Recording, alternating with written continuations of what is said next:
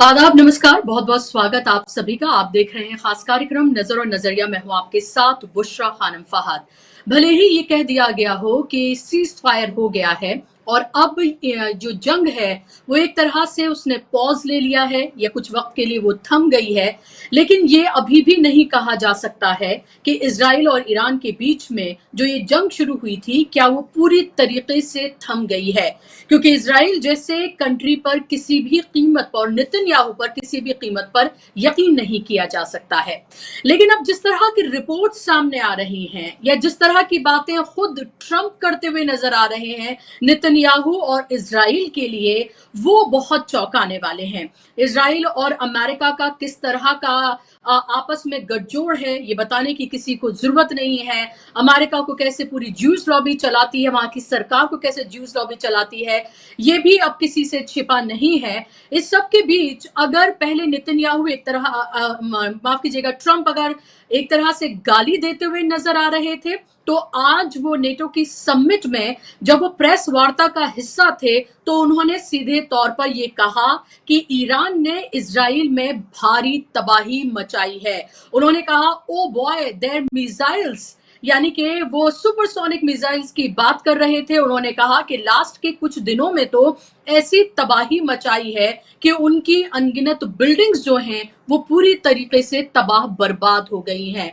अब तक ये तमाम बातें ईरान की तरफ से कही जा रही थी या वो मीडिया जो वेस्ट से प्रभावित नहीं है वो आपको ये खबरें बता रहा था, हम आपको लगातार ये खबरें बता रहे थे। लेकिन अब खुद डोनाल्ड ट्रंप अगर नेटो की समिट के दौरान प्रेस वार्ता में अगर ये कहते हुए नजर आए, ये कबूल करते हुए नजर आए कि ईरान ने इजराइल को पूरी तरीके से या उस तरह से तबाह कर दिया है कि उसे अपने पैरों पर खड़े होने में अभी बहुत वक्त लग जाएगा।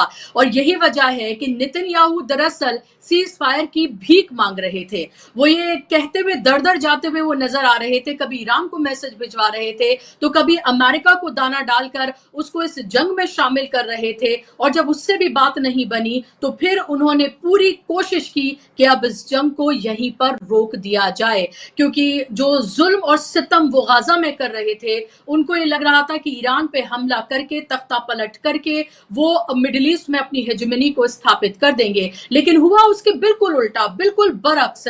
अमेरिका और इजराइल की पोल जो है, उनकी सो कॉल्ड वर्ल्ड पावर होने की जो पोल है वो पूरी दुनिया में इस तरह से खुली है कि वो पूरे तरीके से नंगे हो चुके हैं। और अब दुनिया को ये पता चल गया है कि इन ताकतों को किस तरह से एक कंट्री अपनी कुव्वत और हिम्मत के साथ अगर खड़े हो तो कैसे हरा सकती है।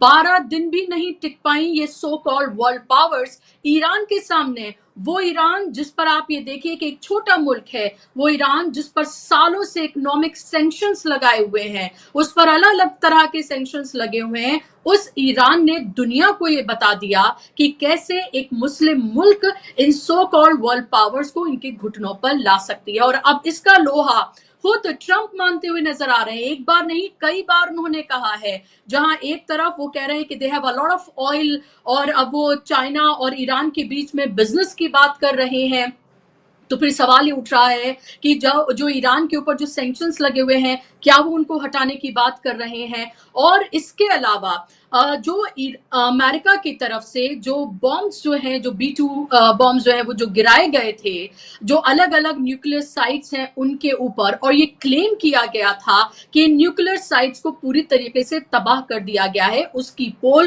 खुद अमेरिकन मीडिया खुफिया एजेंसी वहां की वो खोलती हुई नजर आ रही है। और इजराइल की मीडिया भी इसको लेकर सवाल उठा रही है। अब CNN और न्यूयॉर्क टाइम्स, उनकी तरफ से ये कहा गया है कि जो दावे किए जा रहे हैं ट्रंप की तरफ से कि वहां उनको तबाह कर दिया गया है, बर्बाद कर दिया गया है, वो दरअसल सच नहीं है। ये जरूर है कि वहां पर बॉम्ब्स गिराए गए हैं, लेकिन उससे पहले ही वहां से यूरेनियम जो है उसको शिफ्ट कर दिया गया था और उसको उस तरह से ईरान को नुकसान नहीं हुआ है। हो सकता है कि जो उनका न्यूक्लियर प्रोग्राम है वो कुछ महीने के लिए शिफ्ट हो जाए, लेकिन ये क्लेम कि हमारी बहुत बड़ी कामयाबी है, हमने इसको पूरी तरीके से तबाह कर दिया है।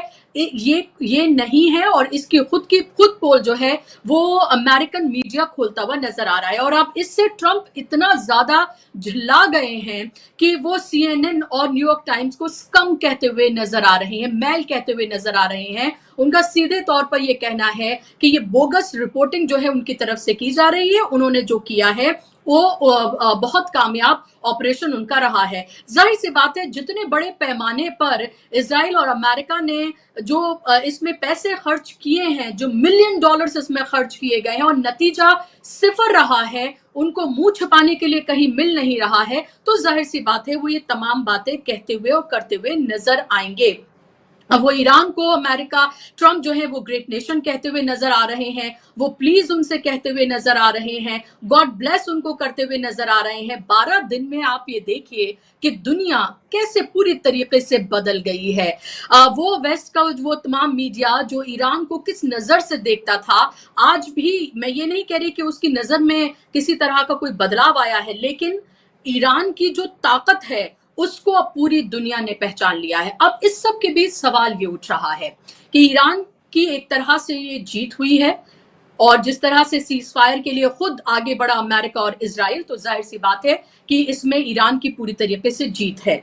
लेकिन गजा का जो सवाल है वो अभी भी जस का तस बना हुआ है।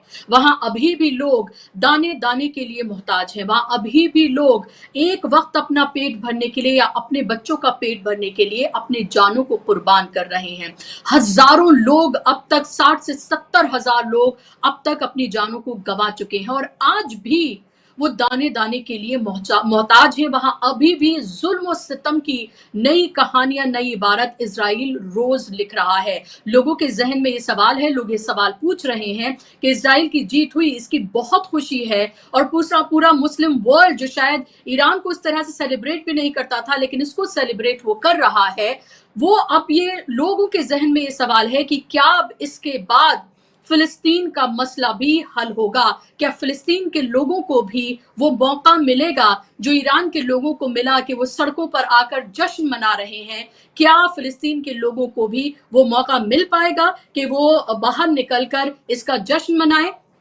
हमास की अगर मैं बात करती हूँ, तो जिस तरह से हमास ने जो अटैक किया है इजरायली सेना पर, उसमें अभी के हाल के दिनों की अगर मैं बात करूं तो एक दिन में सबसे ज्यादा जो मौतें इजरायली सैनिकों की हुई हैं, वो अभी कल या परसों की जो रिपोर्ट है उसमें देखने के लिए मिली है। 7 के करीब इजरायली जो सैनिक हैं वो मारे गए हैं। लेकिन ये आखिर जो पूरी की पूरी, इसको जंग तो नहीं कहा जा सकता, ये तो जेनोसाइड है, ये नरसंहार है, वो आखिर कब थमेगा, ये सवाल जरूर लोगों के जहन में है। तो चलिए आज इन तमाम परतों को हम कुरेदेंगे और इन पर हम बात करने की कोशिश करेंगे कि आखिर जो इजराइल को लेकर फिलिस्तीन में जिस तरह से जुल्म हो रहा है वो जुल्म कब थमेगा। ईरान की जीत हुई है, ट्रंप का जो रुख है, क्या ये माना जाए कि नेतन्याहू और ट्रंप के बीच में भी एक खाई बन गई है, और ये खाई इसलिए बनी है क्योंकि बहुत बड़े पैमाने पर अमेरिका को भी इसका नुकसान हुआ है। चलिए मेरे साथ 3 खास मेहमान जुड़ गए हैं स्क्रीन पर, और तीनों खास मेहमान को ले आइए ताकि चर्चा का हम आगाज करें और इस पर हम बात करें। 3 खास मेहमान मेरे साथ हैं, आप देख सकते हैं स्क्रीन पर। सिद्धार्थ शर्मा जी हैं, पॉलिटिकल एनालिस्ट हैं, जाना माना चेहरा हैं, बेबाकी से अपनी बातों को रखते हैं। सिद्धार्थ जी, बहुत स्वागत आपका कार्यक्रम में। मेरे साथ अमरीश मिश्रा जी जुड़ गए हैं, मिडिल ईस्ट मामलों के जानकार हैं, फॉरेन एक्सपर्ट हैं, और इन तमाम मसलों पर उनसे बेहतर कोई राय नहीं रखता है। अमरीश जी, बहुत स्वागत आपका कार्यक्रम में। मेरे साथ ईरान कुम से सूरत वाला साहब जुड़ गए हैं, जो लगातार आप हमारे कार्यक्रम में उन्हें देख रहे हैं और वो बहुत बेबाकी से अपनी बातों को रखते हैं। सूरत वाला साहब, आपका भी बहुत स्वागत इस्तकबाल कार्यक्रम में। शुरुआत अमरीश जी आपसे ही मैं करना चाहूंगी कि ट्रंप के जो बयान आए हैं बैक टू बैक, और न्यूयॉर्क टाइम्स और CNN की जो रिपोर्ट आई है, इसको किस तरह से देखा जाए? देखिए, अमेरिका में इस समय एक वैचारिक कह लीजिए या पॉलिटिकल युद्ध तो चल ही रहा था, पर ईरान वॉर को लेके जो लैक ऑफ कंसेंसस है और जो ट्रंप ने यूनिलैटरल एक्शन लिया, क्योंकि ये एक यूनिलैटरल एक्शन था, इसके पीछे कोई कांग्रेस की बैकिंग नहीं थी। अमेरिका में कानून बड़े सख्त हैं, प्रेसिडेंट कुछ इस तरह के एक्शन ले सकता है। लेकिन आपको याद होगा कि इराक वॉर क्योंकि इसको ईरान वॉर, ये जो ईरान पे हमला हुआ, इसको कभी इराक से कंपेयर किया जाता है, कभी लीबिया से कंपेयर किया जाता है। तमाम चीजें, वो सारे जो है पहले कांग्रेस की प्रक्रिया से गुजरे थे। वो गलत, वो इंटरवेंशन गलत थे, और ये अमेरिकन ने खुद ही एक हिस्से ने माना, लेकिन वो एक प्रक्रिया से गुजरे थे। आपको याद होगा कि जॉर्ज बुश के समय भी कांग्रेस के थ्रू पूरा रेजोल्यूशन आया था कि इराक में WMD है, और टोनी ब्लेयर वगैरह ने उस समय ये कहा था, नेतन्याहू ने भी खूब ये सब कहा था कि WMD है, तो कांग्रेस ने पास किया था। लीबिया के मामले में भी, बहुत सारे और चीजों के मामले में।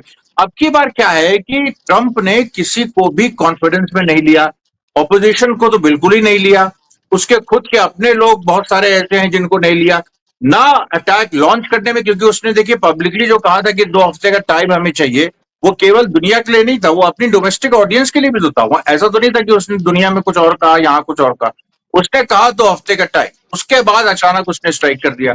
अब वो जो पूरा एक मसला है वो ऐसा है कि हमें कम से कम एक इनर जो सर्कल है उसको तो पता रहना चाहिए, उसको भी नहीं पता।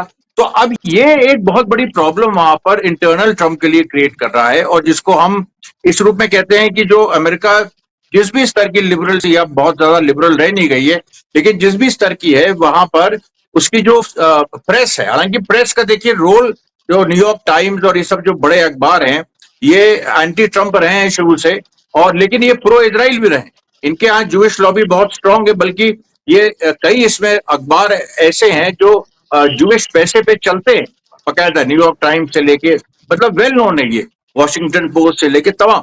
तो अब ये अखबार जब छाप रहे हैं इस चीज को कि जो आपने स्ट्राइक की ईरान पे, वो स्ट्राइक में ईरान के को वो नुकसान नहीं हुआ जो आप क्लेम कर रहे हैं। अब जब ये बात आ रही है और यहां तक पहुंच जा रही है कि यूरेनियम, देखिए 2 बातें आई हैं। न्यूयॉर्क टाइम्स ने कहा यूरेनियम, जो एनरिच्ड यूरेनियम था वो शिफ्ट कर दिया गया, और वॉशिंगटन पोस्ट से लेके वॉल स्ट्रीट जर्नल ने कहा है कि पार्शियल नुकसान हुआ है। अब उसमें देखिए अच्छा अजीब अजीब क्लेम्स आ रहे हैं। एक तो बयान मैं देख रहा था ट्रंप के ऑफिस का, क्योंकि मैं अभी तक उसको कंफर्म नहीं कर पाया हूं कि ट्रंप ने ऐसा कहा, क्योंकि बड़ा बेढंगा सा वो है। उसने कहा कि इजराइल, ये अमेरिका के एयर स्ट्राइक के बाद इजराइल के एजेंट्स वहां गए और उन्होंने चेक किया। तो ये चीज ट्रंप के ऑफिस ने ही मतलब वहां गए, सोचिए खुदरो गए, जो कि पॉसिबल ही नहीं है। तो ये बात ट्रंप के ऑफिस ने खुद ही बयान जारी किया, खुद ही उसका खंडन भी कर दिया। उसके बाद ये पूरा ट्रंप ये भी चाह रहा है कि बहस यहां से शिफ्ट हो और बहस उसके अचीवमेंट पे जाए, क्योंकि उसको लग रहा है कि इंडिया पाकिस्तान के बाद इजराइल और ईरान में हमने संधि करा दी, तो ये और नोबेल पीस प्राइज वगैरह, कल किसी ने चिट्ठी भी लिख दी उसके किसी दोस्त ने या किसी कांग्रेस के रिपब्लिकन मेंबर ने, नोबेल पीस प्राइज जो देते हैं उस कमिटी को। तो ट्रंप की ये भी समस्या, वो ये चाह रहा है कि इससे ध्यान हटे, अब हो गया जो हो गया, अब इसका क्रेडिट हमको मिले, जैसे इंडिया पाकिस्तान में उसको मिला तो यहां भी उसको क्रेडिट मिले। लेकिन यहाँ उसके जो ओपोनेंट्स हैं और जो प्रेस में भी हैं, हर जगह हैं, वो कटिबद्ध हैं कि यहाँ पर उसको हम क्रेडिट नहीं लेने देंगे, क्योंकि सच्चाई कुछ और है। और वो लोग इसी पे खेल रहे हैं, 2 चीजों पे, कि ईरान की जो मारक क्षमता है इसको ट्रंप भी इसका अंदाजा नहीं लगा पाए, इस तरफ वो चीजें जा रही हैं। दूसरा, ट्रंप ने जो स्ट्राइक की है वो उसमें उसमें बहुत सारे सवाल उठते हैं, उसमें संदेह पैदा होता है। क्योंकि ट्रंप ने देखिए आज खुद ही आप बता रही थी, और वो क्लिप मैंने भी डाला है अपने सोशल मीडिया हैंडल्स पे, जिसमें ट्रंप सीधे कह रहे हैं कि my God, the way Israel was hit, the way, मतलब वो अभिभूत है कि जिस तरह से ईरान ने मारा है। और उसके बाद वो थोड़ा सा नेतन्याहू की तारीफ कर दे रहे हैं कि भाई यू डिड वेल, अब तुमने इतने झापड़ खाए, वो बहुत अच्छा, तुमने अच्छा मतलब सहन शक्ति दिखाई, पता मतलब नहीं क्या। आपने अच्छे से तो झापड़ वो खाए। जो, हाँ, मतलब ऐसा जैसे आपने हाँ अच्छे से अच्छे से झापड़ झापड़ खाए, आपने आपका मुंह खाए। ढंग से लाल हुआ तो है। हाँ। हाँ, वो कह रहा है वेल डन बीबी, बीबी नेतन्याहू को कह रहा है वेल डन बीबी। अरे वेल डन मतलब झापड़ तुमने खाए बहुत अच्छा, बहुत अच्छी तरह। तो अब ये ट्रंप देखिए वही वो बार बार इस पे शिफ्ट करना चाहता है नैरेटिव, कि ईरान और ईरान इतना मजबूत। देखिए अब वो ट्रंप का नैरेटिव कितना इंटरेस्टिंग है। ट्रंप का नैरेटिव ये होता जा रहा है कि ईरान बहुत पावरफुल था, मतलब क्योंकि जब तक वो ईरान को पावरफुल नहीं बताएगा तब तक ये बात रजिस्टर नहीं होगी कि उसने बहुत बड़ा काम किया। क्योंकि उसने इंडिया पाकिस्तान को तो बोल दिया था कि वो तो हजारों साल से लड़ रहे हैं और वो बराबर हैं और इस तरह की चीजें, तो ये हुआ कि हाँ भाई बहुत बड़ा काम किया। अब ईरान इजराइल में अमेरिकन प्रेस में अमेरिकन पब्लिक को कुछ पता ही नहीं ईरान के बारे में, सच्चाई है। इजराइल उनको पता है कि अमेरिका के बाद अगर कोई ताकत है तो थोड़ी बहुत यूरोप है, और फिर इजराइल, थोड़ा सा रशिया, और अब चाइना के बारे में बात होती है। लेकिन ईरान को तो कुछ, ईरान बहुत लोग जानते तक नहीं है। उनको अमेरिकन का जो लेवल है उसको उनसे आप कह दिए मैप में ईरान को बताओ तो नहीं बता पाएंगे। तो वो ईरान को समझते नहीं थे कुछ। अब ट्रंप ने, अब वो कैसे इस बात को, ट्रंप उनको कैसे बताया कि ईरान बहुत बड़ी ताकत थी और हमने बहुत बड़ी लड़ाई रोक दी। तो ये देखिए, ये अजीब अजीब विडंबनाएं जो पैदा हो रही है नए तरह की, हम लोगों ने कभी देखा नहीं ऐसा। ये विडंबनाएं जो हैं ये पूरे एक नैरेटिव को, डिस्कोर्स को एक ऐसी जगह ले जा रही हैं जहां पर अल्टीमेट विनर तो ईरान है। क्योंकि नैरेटिव की लड़ाई में ट्रंप भी ये स्थापित करने में लगे हैं कि ईरान ने बहुत बड़ा काम किया। हालांकि बाद में वो ये भी कह देते हैं कि शुरू में इजराइल ने किया, लेकिन बाद में एंड उनको कहना पड़ता है कि ईरान ने किया। एक चीज आपको और बताते हैं, जो मुझे खबर आई है कि जो सीज फायर की शर्तें जो है उसमें दो चीजें थी जो अभी बाहर नहीं आई हैं। एक चीज तो ये थी कि ईरान ने ये कहा था हम मारेंगे जरूर, यानी यूएस बेसिस पे हम स्ट्राइक जरूर करेंगे। ये बकायदा उसमें सीज फायर की शर्तों में था, हम स्ट्राइक जरूर करेंगे। और ये अमेरिका कभी भी एक्सेप्ट नहीं कर सकता। ये जिस प्रेशर में एक्सेप्ट किया होगा उसका मतलब है कि बहुत बड़ी तबाही इजराइल में ऑलरेडी ईरान मचा चुका था, और ईरान ने यह कह दिया था अगर इसकी इजाजत नहीं होती तो सीज फायर नहीं होगा। और सीज फायर ना हो तो वो ट्रंप तो मतलब उसकी हालत खराब थी कि सीज फायर किसी भी हालत में हो जाए उसने इजाजत दे दी।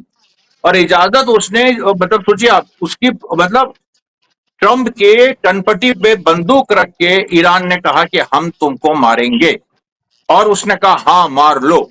सिंपल सी बात है ये। दूसरी बात जो बहुत ही इसमें महत्वपूर्ण है कि सीज फायर में ये भी शर्त थी कि आखिरी बार, यानी सीज फायर जैसे अगर मान लीजिए 4 से 7 के बीच में आखिरी जो 2-3 घंटे सीज फायर के थे कि 7 बजे से सीज फायर लागू होना है सुबह से, आखिरी बार ईरान मारेगा। ये भी ईरान ने मनवाया। ऐसा नहीं, जो अभी पता चल रहा है कि जो बीरशिबा में लास्ट में हमला किया जिसमें 8 से ऊपर, अभी तो 8 वो बता रहे हैं लेकिन और हैं, 8 से ऊपर इजरायली मारे गए जिसमें कुछ सैनिक भी थे, वो सोल्जर्स कॉलोनी थी। तो वहां जो मारा है वो बता के मारा है, हम मारेंगे और तुम्हारे लोग मरेंगे और तुम्हें एक्सेप्ट करना होगा। ये बात दुनिया को भी पता ही नहीं है, और ये बात धीरे धीरे सामने आ रही। तो ये देखिए, अच्छा इजराइल का आप देखिए, इजराइल का क्या हाल। इजराइल ने स्टेटिस्टिक्स जारी किए। अब वो आप देखिए, कभी किसी ने सुना भी नहीं होगा। और ये सिद्धार्थ जी भी हैं, सूरत वाला जी भी हैं, मैं चाहूंगा इस पर तवज्जो दें कि ये जो पूरा है कि अब वो कह रहा है कि हमारे 28 मारे गए और 3,238 घायल हुए। अरे भाई ये बताओ कि गाजा में 50,000 मारे गए, 1 लाख घायल हुए, ये तो समझ में आता है। चलो 1.5 लाख घायल हुए, 2 गुना ज्यादा, 2.5 गुना ज्यादा। यहां तो 100 गुना ज्यादा, 100 गुना से भी ज्यादा। 28 मारे गए और 3,238 घायल हुए। ये कौन सा लॉजिक है? ये कौन से स्टेटिस्टिक्स है? कुछ भी बोल दोगे। अरे ये आप सोचिए कि ये कोई भी this doesn't stand to scrutiny. इसको कोई भी स्क्रूटनाइज करे ठीक से तो वो समझ जाएगा कि आंकड़ों के अंदर भी एक अलग स्टडी होती है कि आंकड़ों के अंदर का झूठ आप कैसे पकड़िए, उसके अंदर जो डिस्क्रिपेंसी होती है। तो इसलिए देखिए, पूरी तरीके से ईरान का इस समय एक वही है, और एक वही इशू है जो मैं आगे क्लियर करूंगा, वही जो एक शिया सुन्नी नैरेटिव चलाने की कोशिश हो रही है और कतार के कुछ बयानों की वजह से। लेकिन जो बयान कतार ने तुरंत ही बोल दिया। तो ये मेरे ओपनिंग रिमार्क्स। ठीक ठीक जी बिल्कुल, आपके पास मैं लौट रही हूँ सिद्धार्थ जी, आपके पास भी मैं आ रही हूँ। एक क्विक कमेंट में सूरत वाला साहब से लूंगी, फिर मैं आपके पास लौट रही हूँ। सूरत वाला साहब, सवाल यही उठ रहा है क्योंकि आज सवाल जो है गाजा का भी बना हुआ है। ईरान में जश्न का माहौल है, ईरान जीत मना रहा है और उसे मनाना चाहिए, उसे पूरा हक है क्योंकि वो ये डिजर्व करता है और उसने ये पाया है कुर्बानियां देकर। तो इसमें कोई दो राय नहीं है। लोग ये सवाल पूछ रहे हैं कि अगर वाकई में ईरान इस स्थिति में था कि उसने इजराइल में भारी तबाही मचाई, ये कहा जा रहा है कुछ रिपोर्ट्स में तो कि 1/3 तेल अवीव जो है वो पूरी तरीके से खत्म हुआ है, अमेरिका को घुटनों पे ला दिया, अपनी शर्तों पे मनवाया, तो क्या उस सीज फायर में फिलिस्तीन शामिल नहीं हो सकता था क्या? ये एक पॉइंट है मेरा। और उसके अलावा ईरान में क्या चल रहा है वो भी आप मुझे बताइए। ठीक।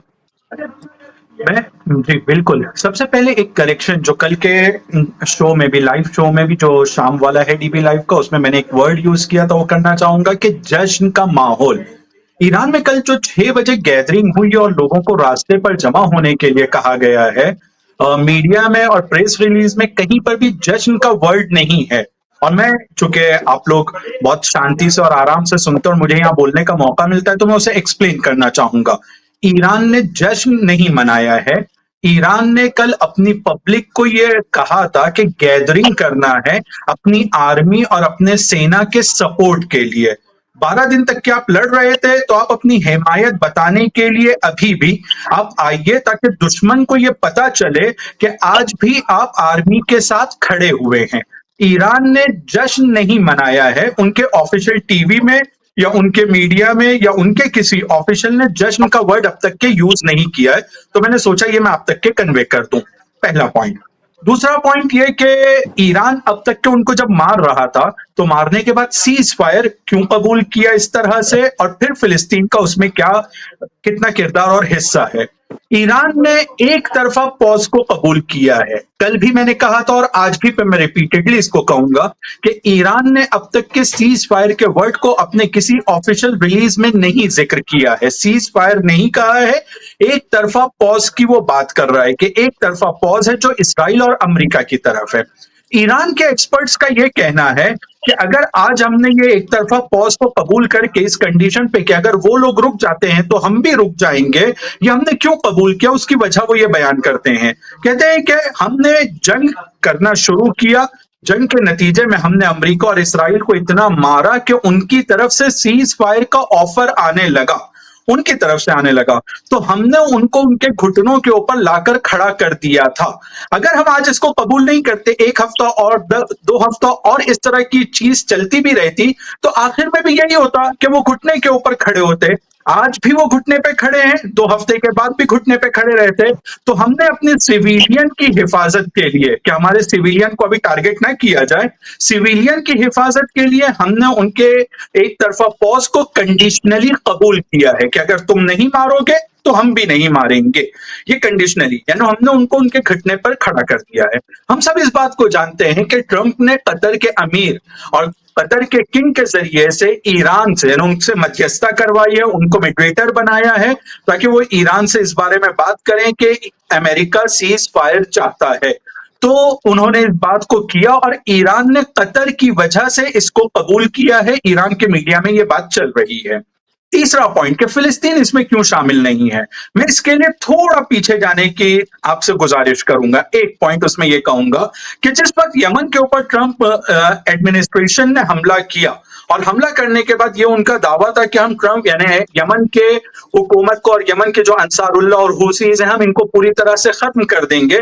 कुछ टाइम के बाद हम देखते हैं कि वो उनके साथ बैठकर एक सीज फायर टाइप वहां पर करते हैं और कहते हैं ना तुम हमको मारोगे ना हम तुमको मारेंगे, और उनके साथ वो पीछे हटने पर मजबूर होते हैं। बगैर उनको नाबूद किए हुए वो नाबूद नहीं कर पा सकते हैं, इसलिए उनको पीछे हटना पड़ा। तो यमन ने भी जब इस तरह का एक सीज फायर उनके साथ किया था, तो कहीं वर्डिंग में फिलिस्तीन का नाम नहीं था। लेकिन ये जितने भी फ्रंट खुले हुए हैं इसराइल के मुकाबले में, हमें ये देखना चाहिए और ये समझना चाहिए कि ये सब एक दूसरे से कनेक्टेड हैं।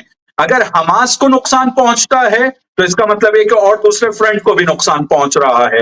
लेकिन किसी वजह से एक फ्रंट के ऊपर इसराइल अपनी हार को, या एक फ्रंट के ऊपर अपने पॉज को या सीज फायर की अपील करता है, तो इसका मतलब यह कि ये तमाम फ्रंट को उसका फायदा हो रहा है। और इन तमाम फ्रंट्स के अंदर सब जानते हैं कि ईरान का रोल सेंट्रिक है, और सब पूरी दुनिया जानती है। इवन आज ट्रंप ने भी इस बात का ऐलान किया कि आखिरी के कुछ दिनों में इसराइल को बहुत बुरी मार पड़ी है। जब ये ऐलान भी वो कर रहे हैं कि बहुत बुरी मार पड़ी है, तो उसके नतीजे में अगर सीज फायर की तरफ फिलिस्तीन का नाम नहीं भी लिया जाता है, तो सबको ये पता है कि इनका फायदा फिलिस्तीनियों को भी होगा। और 2 फायदों की तरफ मैं इशारा करूंगा। अमरीश जी ने कुछ अच्छे पॉइंट्स की तरफ यहाँ इशारा किया था, लेकिन मैं एक चीज उसमें कंप्लीट करना चाहूंगा। अगर हम लोग पिछले 6 दिन के अंदर गजा के हालात को और इसराइली फौजियों की वहां मौजूदगी की खबरों को थोड़ा देखें, तो हम ये देखेंगे कि उनके मिर्कावा टैंक्स पिछले 1 हफ्ते के अंदर इतने ज्यादा उड़ाए गए हैं जो पिछले 6 महीने में नहीं उड़ाए गए हैं। और साथ साथ में इजरायली फौजियों को वहां चुन चुनकर इस तरह से और इतनी तादाद में मारा गया है जो पिछले 2 महीने में नहीं मारा गया था। यानी इस जंग का फायदा हमास को भी और फिलिस्तीन को भी डायरेक्ट वहां पर मिला है। जी, फेयर इनफ। मैं आपके पास आऊंगी। मेरे पास ये कुछ पॉइंट्स हैं और इससे मुतालिक जो मुझे आपसे पूछने हैं, क्योंकि मैं अपने कार्यक्रम के जरिए जो पूरे सोशल मीडिया में और इसमें जो एक तरह से मैं ये कहूं कि एक आइडियोलॉजी को सपोर्ट करने वाले मुस्लिम्स भी हैं, वो भी इसमें शामिल हैं। वो जिस तरह के सवाल उठा रहे हैं मैं उसकी जवाब भी चाहती हूँ। मुझे लगता है कि आप एक बेहतर पॉइंट जो है वो यहाँ पर रख पाएंगे कि ये तो ईरान अपने सिर्फ अस्तित्व की लड़ाई लड़ रहा था, फिलिस्तीन तो इसमें कभी शामिल ही नहीं था। इस तरह की बातें कही जा रही हैं, उसका जवाब मैं आपसे लूंगी। लेकिन सिद्धार्थ जी, आपके पास मैं आना चाहती हूँ। 12 दिन में दुनिया कितनी बदल गई है। क्या जो मिडिल ईस्ट में एक हेजेमनी अपनी स्थापित करना चाहता था इजराइल, उसका ये ख्वाब तो शायद अब ख्वाब ही रह जाएगा। अगर ट्रंप खुद सामने आकर ये कहें कि बहुत बुरी तरीके से पिटे हैं नेतन्याहू और इजराइल में बहुत भारी नुकसान हुआ है, अगर ट्रंप कहने लगे, ईरान, आप सोचिए अमेरिका और इजराइल को तो आप अलग अलग करके देख ही नहीं सकते हैं, तो इसके क्या मायने हैं। एक कंट्री जिसके ऊपर आपने इतने सैंक्शंस लगाए हुए थे, इतने इकोनॉमिक सैंक्शंस आपने लगाए हुए थे, अब वो कहीं किसी के साथ ढंग से कारोबार नहीं कर सकता। उसने ये बता दिया कि ये सो कॉल्ड जो वर्ल्ड पावर है ये सिर्फ हेडलाइंस में है। आवाज खोल दें सिद्धार्थ जी की। जी, मेरी आवाज आ रही है ना? जी जी जी। ट्रंप साहब जो हैं वो बहुत दिलचस्प आदमी हैं, उनके बारे में तो मैं समझा दूंगा। लेकिन सबसे पहले ये युद्ध जो शुरू हुआ था, जंग शुरू की थी इजराइल ने ईरान के ऊपर हमला करके। तो जंग हमेशा ना T20 क्रिकेट मैच जैसी नहीं होती कि 3 घंटे में खत्म हो जाए। जंग और T20 मैच में ये होता है कि कोई ना कोई एक टीम जीतती है, अगर टाई भी हो गया तो आप सुपर ओवर खिलवाते हो। लेकिन कुल मिला के उसका उद्देश्य ये होता है कि T20 में कोई ना कोई एक जीते, एक हारे और एक जीते, ये स्पष्ट होता है। लेकिन जंग जो होती है वो T20 जैसी नहीं होती, वो टेस्ट मैच जैसी होती है। और हमें पता है कि ज्यादातर टेस्ट मैच ड्रॉ में खत्म होते हैं। इसीलिए युद्ध में जीतना जरूरी कम होता है, हारना नहीं, ये ज्यादा जरूरी होता है। इसीलिए आप किसी भी देश में देखिए, उस देश का एक रक्षा मंत्री होता है। किसी देश में ना हमला मंत्री नाम का कोई चीज नहीं होता है। तो किसी भी जंग का जो सबसे बेहतरीन मापदंड ये होता है कि कोई हारा या नहीं हारा ये देखो, कौन जीता या कौन नहीं जीता ये देखने की जरूरत नहीं है। हमें सबको पता है कि कभी भी जंग होती है तो एक फॉग ऑफ वॉर हो जाता है, मतलब युद्ध की धुंध में जो है सत्य जो है वो थोड़ा बहुत छिप जाता है, स्वाभाविक है। अब थोड़ा थोड़ा मामला साफ होने लगा है, क्योंकि सीज फायर होके करीब 24 घंटे होने को आ गए। तो अब यहाँ पर ट्रंप साहब बहुत दिलचस्प आदमी इसीलिए हैं क्योंकि ट्रंप साहब जो हैं वो हार जीत से ऊपर हैं। वो फायदा नुकसान देखने वाले आदमी हैं, वो हार जीत को देखते नहीं हैं, बहुत अनकन्वेंशनल हैं, असामान्य हैं, नायाब हैं, यूनिक हैं, परंपरा के अनुसार नहीं चलते, अपरंपरागत आदमी हैं। तो उनको, ट्रंप साहब को जैसे ही पता लगा कि इजराइल ईरान को खत्म नहीं कर सकता और खाड़ी युद्ध लंबा चलेगा, तो उन्होंने ईरान को, और खाड़ी युद्ध जितना लंबा चलेगा ईरान को उतना ज्यादा फायदा होगा, क्योंकि रशिया को भी इसमें बीच में आने का मौका मिलेगा, चीन को भी बीच में आने को मौका मिलेगा और पूरी दुनिया में तेल की एक किल्लत हो जाएगी। ये ट्रंप साहब ने समझ लिया कि जब इजराइल ईरान को खत्म नहीं कर सका, तब क्या किए ट्रंप साहब, खुद ईरान से पीठ पीछे बातचीत करना शुरू किए। हमें पता है उनके स्टीव विटकॉफ हैं जो कि उनके दूत हैं, और जैसे इन्होंने कहा, ईरान से जो हमारे मित्र हैं सूरतवाला जी ने, उन्होंने भी कहा कि ईरान अमेरिका के साथ पीठ पीछे बातचीत चल ही रही थी ईरान की, और उन्होंने ईरान के साथ एक पीठ पीछे एक समझौता किया कि मैं तुम्हारे परमाणु संयंत्र पर तो हमला करूंगा, लेकिन मैं तुम्हारी परमाणु शक्ति को नष्ट नहीं करूंगा। बदले में तुम भी मेरे कतर के एक एयरबेस पे बम गिरा देना जिसमें मैं कोई हवाई जहाज नहीं रखूंगा, दोनों के लिए। तो मतलब एक पॉइंट मेरा, एक पॉइंट तेरा। इजराइल इस चीज में पूरे तरह से पिक्चर से बाहर हो जाएगा और युद्ध भी खत्म हो जाएगा। तो ये जो प्रस्ताव था, मेरे ख्याल से ईरान को ठीक लगा और ईरान ने वो प्रस्ताव मान लिया, क्योंकि इस युद्ध में कोई हारता हुआ बिल्कुल नहीं दिख रहा था। तो ड्रॉ जब होना है तो आसमान से एक बारिश नाम की चीज आनी है, तो अमेरिका नाम की बारिश आ गई और ये टेस्ट मैच ड्रॉ हो गया। तो इसमें हुआ यह है कि एक अल्पकालिक समाधान तो मिल गया है, लेकिन जैसे आपने कहा कि फिलिस्तीन का इशू अभी तक पेंडिंग में चला गया है। अल्पकालिक समाधान जब मिलता है तो दीर्घकालिक समस्याएं वैसी की वैसी टिकी रह जाती हैं। मेरे ख्याल से सबसे बड़ी जो दीर्घकालिक समस्या है, जैसे आपने कहा फिलिस्तीन की एक इशू है, वो तो है ही, लेकिन दीर्घकालिक एक दूसरी समस्या दुनिया के सामने आ गई है कि दुनिया में जितने भी छोटे लेकिन अमीर देश हैं, उनको अब ये डर बढ़ गया है कि बड़े देश कभी भी छोटे देश पे हमला कर सकते हैं। रशिया यूक्रेन पर हमला कर देता है, अमेरिका ईरान पर हमला कर देता है, चीन ताइवान पर हमला कर देता है, लेकिन इनमें से कोई भी नॉर्थ कोरिया पर हमला नहीं करता। कोई ये नहीं कहता कि नॉर्थ कोरिया में रिजीम चेंज करना है, कोई ये नहीं कहता कि नॉर्थ कोरिया में लोकतंत्र लाना है, इसलिए नॉर्थ कोरिया पर हमला करो, क्योंकि नॉर्थ कोरिया के पास परमाणु बम है। तो जिसके पास परमाणु बम है उस पर तो आप हमला नहीं करोगे, छोटे छोटे देशों पे हमला कर दोगे। इसीलिए अब ये हो गया है कि दुनिया में जितने भी छोटे छोटे देश हैं वो एक हथियार की रेस में घुसने वाले हैं। जैसे आज ही रॉयटर्स का एक न्यूज है कि ब्रिटेन, ग्रेट ब्रिटेन, इंग्लैंड, जिसके पास खुद ही स्ट्रेटेजिक न्यूक्लियर वेपन्स हैं, मतलब हिरोशिमा नागासाकी जैसा बम है उनके पास, लेकिन उनको वो लग रहा है कि वो बस नहीं होगा, हमको टैक्टिकल न्यूक्लियर वेपन चाहिए, मतलब छोटे छोटे न्यूक्लियर वेपन्स चाहिए। ऐसा क्यों है? क्योंकि अभी 15 मिनट पहले फाइनेंशियल टाइम्स में मैं आपका जो कार्यक्रम चल रहा था तो मैं देख रहा था, फाइनेंशियल टाइम्स में एक सर्वे हुआ है इंग्लैंड में, उसको ब्रिटिश सोशल एटीट्यूड सर्वे कहा गया है। उसके अनुसार इंग्लैंड के 72% लोगों का मानना है, ग्रेट ब्रिटेन के 72% लोगों का मानना है कि दुनिया भर के शांति के लिए सबसे बड़ा खतरनाक आदमी ट्रंप है करके। अमेरिका दुनिया की शांति का सबसे खतरनाक, दुनिया की शांति के लिए सबसे बड़ा खतरा अमेरिका है, ऐसा 72% अंग्रेजों का मानना है। 90% का मानना है कि पुतिन है। मतलब अब एक ऐसी स्थिति आ गई है कि पूरी दुनिया में हथियारों की रेस तेज होगी। नॉर्वे बेरेंट्स सी में क्या कहते हैं, सोनार बिछाना शुरू कर दिया है। स्वीडन सबमरीन खरीदना शुरू कर दिया है। फिनलैंड F-35 खरीदने की बात कर रहा है। डेनमार्क को अब ग्रीनलैंड को बचाना है, उसको रशिया से भी बचाना है। उधर ट्रंप ने भी बोल दिया कि ग्रीनलैंड अकेला क्या करेगा, मेरे साथ आ जाओ, तो ड्रोन्स खरीद रहा है।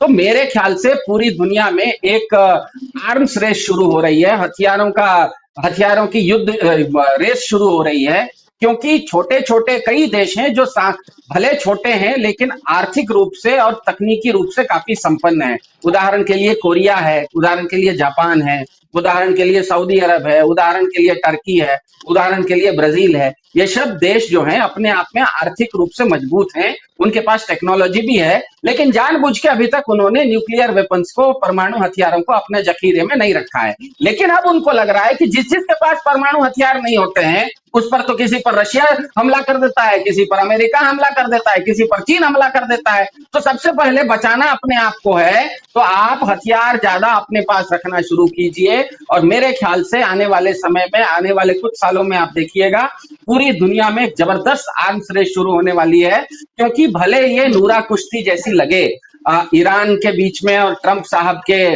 पीठ पीछे, जैसे उन्होंने सूरतवाला साहब ने भी कहा कि कतर की भी इसमें भूमिका थी, लेकिन दुनिया को तो ये लगेगा, दुनिया में 200 देश हैं, कि अमेरिका 5-10 हजार किलोमीटर दूर से ईरान पर अगर आके हमला कर रहा है, इसका मतलब मेरा पड़ोसी जो बड़ा देश है वो मेरे ऊपर भी तो हमला कर सकता है।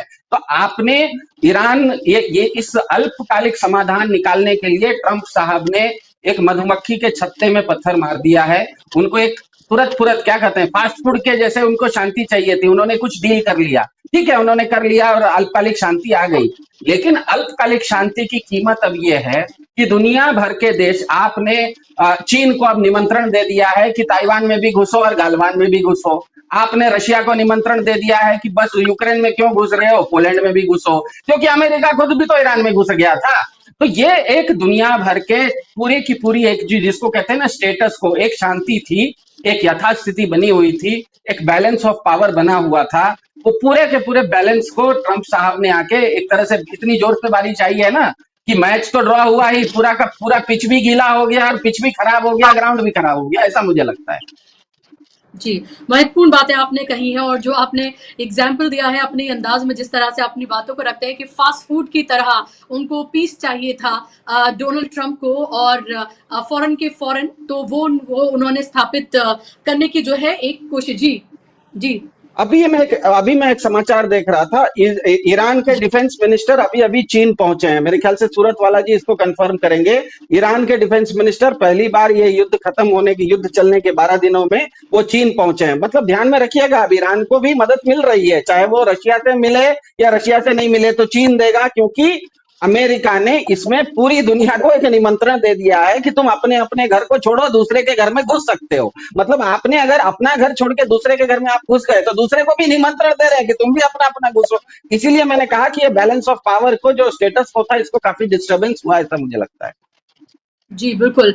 और जो अलग अलग अभी फिलहाल दुनिया के पोल्स जो हैं वो बने हुए हैं, बायपोलर से यूनिपोलर जो होता हुआ ये पूरी दुनिया जो नजर आ रही है, ग्लोबल साउथ और ग्लोबल नॉर्थ के बीच में एक तरह की जिस तरह की रस्साकशी है और पावर स्थापित करने की जो पूरी जंग है वो और ज्यादा खुलकर और व्यापक रूप से दुनिया के सामने आ गई है। हम ये कह सकते हैं कि ईरान और इजराइल के बीच में जो जंग थी वो पॉज जरूर हुई है, लेकिन ये हम नहीं कह सकते हैं कि ये जंग पूरी तरीके से थम गई है। उसके कई कारण हैं, उसमें जाहिर सी बात है इजराइल और नेतन्याहू पर किसी भी कीमत पर यकीन भी नहीं किया जा सकता है।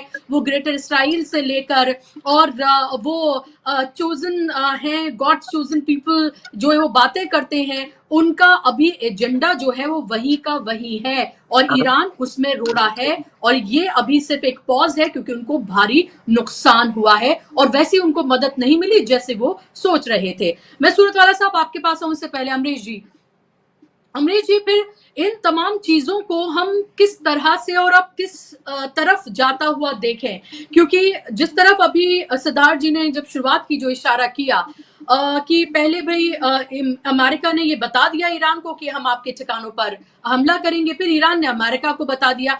इसको लोग इस तरह से दिखा रहे हैं, ये एक स्ट्रेटेजिक कॉन्वर्सेशन हो सकती है आपस में, लेकिन लोग इसको इस तरह से दिखा रहे हैं कि the entire war was staged, जो एक सेट है जो यहाँ पर हिंदुस्तान में भी और पूरी दुनिया में भी वो दिखाने की कोशिश कर रहा है that the entire war was staged. और इसमें ईरान के एजेंडे में कभी फिलिस्तीन था ही नहीं और वो अपने एक अस्तित्व की लड़ाई लड़ रहे थे, उन्होंने उसमें जीत हासिल कर ली, हमें उनसे बहुत उम्मीदें थी।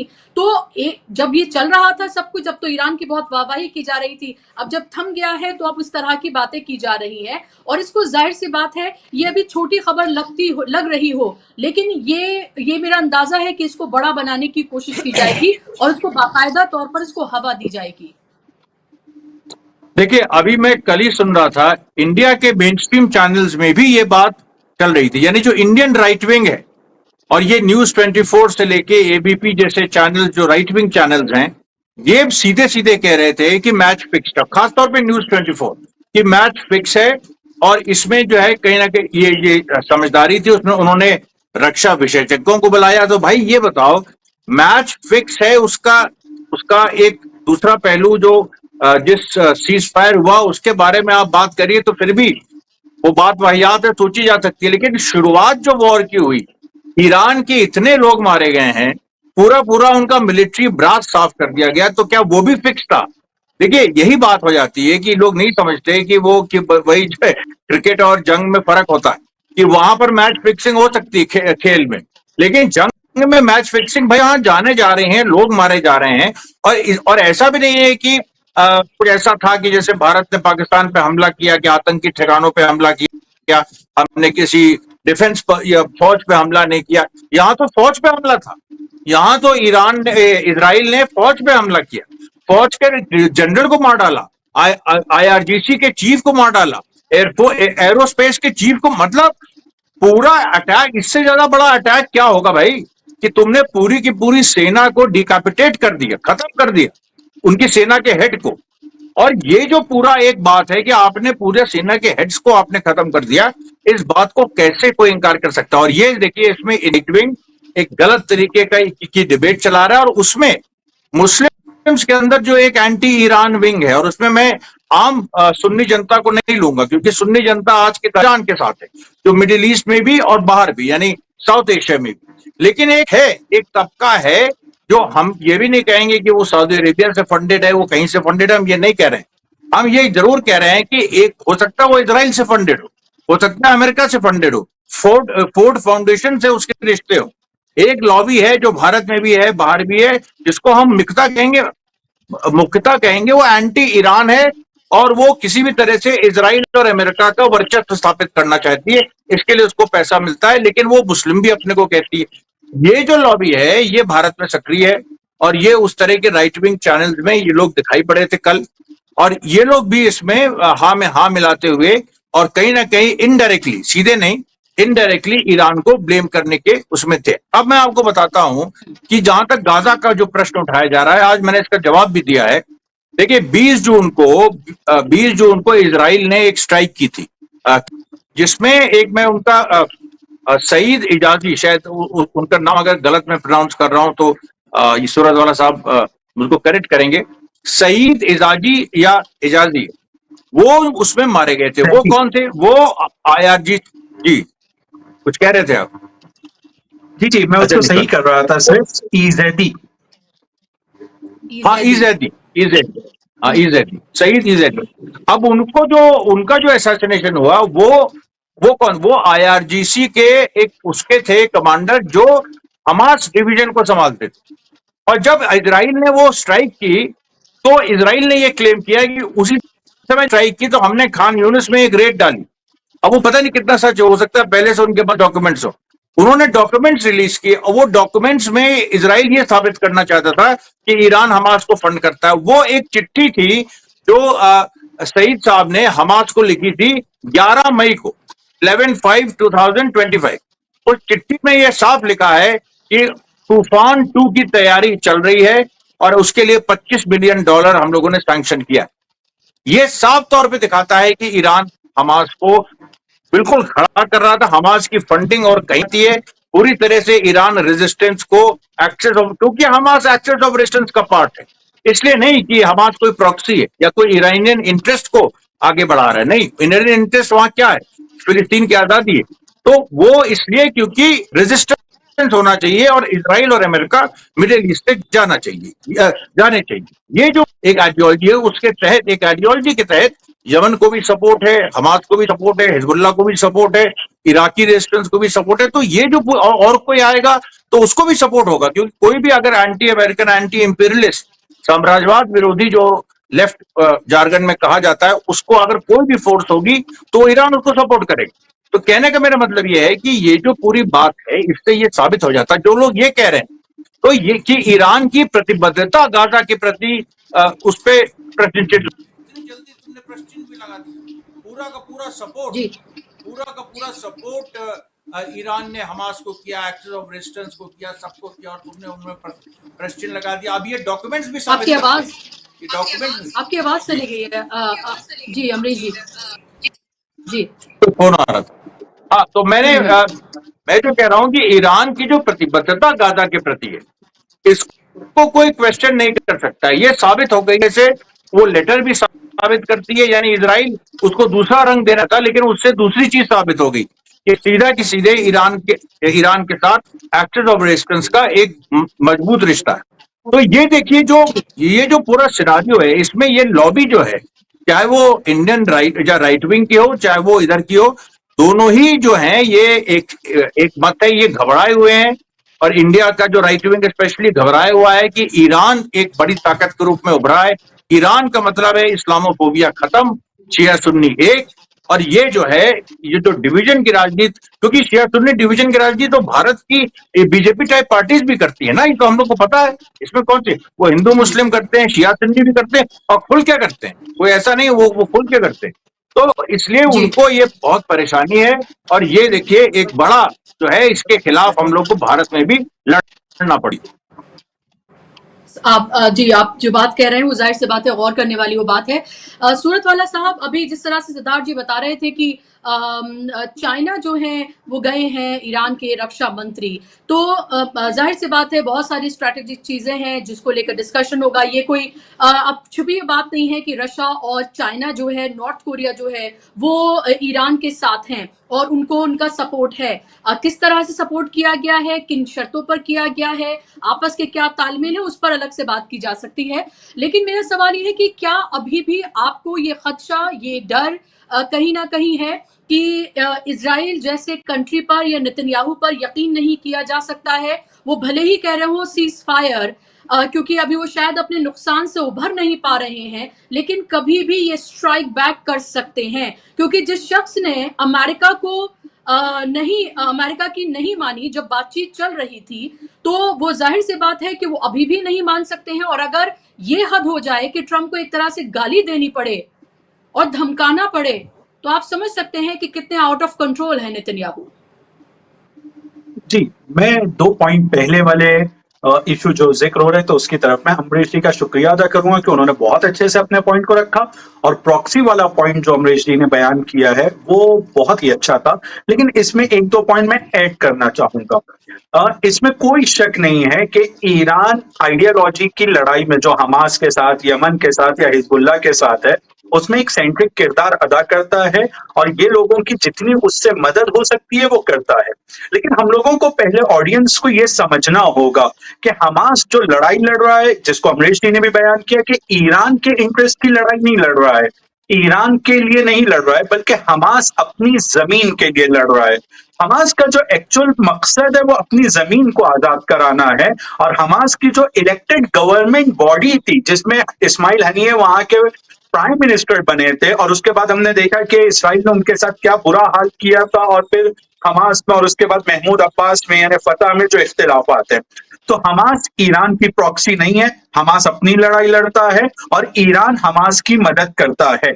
ईरान हिजबुल्लाह की मदद करता है, हिजबुल्लाह अपनी जमीन की आजादी की लड़ाई लड़ रहा है, जो मज़ार शबआ नाम की लुबनान की जमीन है जो इसराइल के कब्जे में है। हिजबुल्लाह हमेशा ये कहता है कि हम अपनी जमीन के आखिरी सेंटीमीटर को आजाद कराने तक के इसराइल से लड़ते रहेंगे। ईरान ये कहता है तुम लड़ते रहोगे, हम तुम्हारे साथ खड़े हैं। ईरान का ये आइडियोलॉजिकल जो सपोर्ट है इन सब लोगों को रेजिस्टेंट के, ये आइडियोलॉजिकल है। इसीलिए हम देखते हैं कि जब ईरान में इंकलाब नहीं आया था, इंकलाब आने से 15 साल पहले की मैं बात करना चाहता हूं, यानी आज से तकरीबन 60 साल पहले, उस वक्त हमने ये सुना है कि ईरान के जो फाउंडर, इंकलाब के जो लीडर थे इमाम खुमैनी, उन्होंने ये कहा था कि इसराइल जो है यहाँ पे कैंसर का ट्यूमर है, इसको दुनिया से मिटाना होगा, क्योंकि कैंसर का ट्यूमर जिस बॉडी में रहता है वो फैलता है और फिर पूरे बदन को नुकसान पहुंचाता है। तो उन्होंने उसको कैंसर का ट्यूमर इंकलाब और हुकूमत अपनी बनने से पहले कहा था, वो भी 15 साल पहले, जब उन्होंने प्रॉपर यहाँ के किंग के खिलाफ अपना मूवमेंट शुरू भी नहीं किया था, तब उन्होंने इसराइल की मुखालिफत सबसे पहले की थी। तो ईरान जैसे ही इंकलाब आता है ईरान के अंदर, तो उस जमाने में ईरान रीजन की वो कंट्री थी जिसके इसराइल के साथ बहुत अच्छे रिलेशन थे, डिफेंस अकॉर्ड थे इनके बहुत अच्छे रिलेशन थे। यहाँ पे दोनों की, उनकी एम्बेसी यहाँ पर थी, ईरान की एम्बेसी वहां पर थी।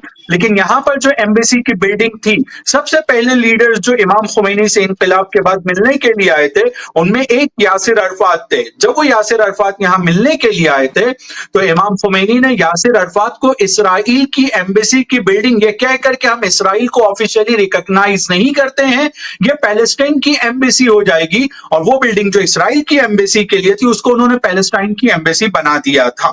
तो अगर हम देखें तो ये सब लोग अपनी अपनी लड़ाई लड़ रहे हैं। अब आपका वो जो पहला सवाल था, क्यों ईरान ने फिलिस्तीन का नाम नहीं लिया इसके अंदर, तो मैं उसका एक छोटे उसमें जवाब देना चाहूंगा कि अभी सीज फायर नहीं हुआ है कि जिसमें कंडीशंस के ऊपर दोनों पार्टी को कुछ मानना हो, नहीं, एक तरफा पॉज है, इसलिए यहां कोई कंडीशन की बात नहीं है। और दूसरी बात यह है कि जो ज्यादा इंपॉर्टेंट है कि हमास खुद अपनी लड़ाई, और ईरान ने एक बार से ज्यादा इसको कहा है कि ये प्रॉक्सी नहीं है हमारे, ये हमारे कोई गुलाम या हमारे एजेंट नहीं है जो लड़ते हैं, सब अपनी अपनी लड़ाई लड़ रहा है। और ईरान उनकी हिमायत पहले भी करता था, अब भी करेगा और करता रहेगा। सईद इज़्ज़ती वो बंदा है कि इवन वेस्ट बैंक के अंदर असलहा पहुंचाने में इनका बड़ा किरदार जिक्र किया जाता है।